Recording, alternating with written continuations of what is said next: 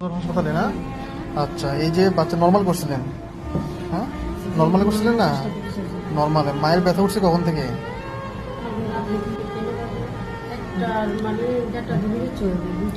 এই যে বাচ্চা যে অনেকক্ষণ ধরে মায়ের এখানে নর্মালি করতে গিয়ে যে ব্রেনে যে আঘাত পাইছে দেখছেন, পুরোটা একদম লাল হয়ে গেছে। হ্যাঁ, রক্ত জমাট এখানে বাড়ছে।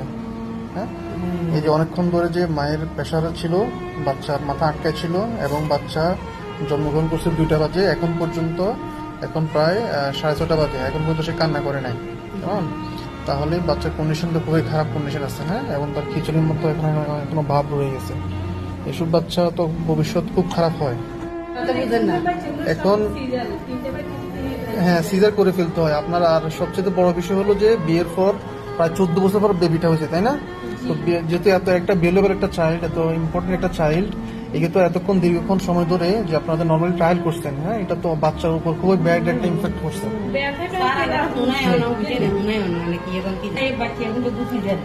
আচ্ছা, যাই হোক এখন যে বাচ্চা যেটা কন্ডিশন হয়ে গেছে, বুঝতে পারছেন, এসব বাচ্চা আসলে নর্মালি করাটা খুবই ডিফিকাল্ট। হ্যাঁ, যেসব বাচ্চা যে দীর্ঘক্ষণ ধরে মাথা আটকে থাকে ওদেরকে উচিত সাথে সাথে সিজার করে বের করে ফেলা। বুঝতে পারছেন? এত বেরোবার একটা চাইল্ড, বাবা মায়ের প্রথম সন্তান, সেক্ষেত্রে আপনারা এই যে দীর্ঘক্ষণ সময় ধরে এই বিষয়টা করলেন, এখান তো বাচ্চার উপর এখন খারাপ একটা প্রভাব পড়বে, মায়েরও একটা খারাপ প্রভাব পড়বে, তাই না? এটা পরিবারের যেহেতু প্রথম সন্তান, আপনাদের উচিত ছিল বাচ্চাটাকে ভালো একটা প্রতিষ্ঠানে রেখে, ভালো একটা হসপিটালে রেখে ডেলিভারিটা করানো। বুঝতে পারছেন? তাহলে এখন আমাদের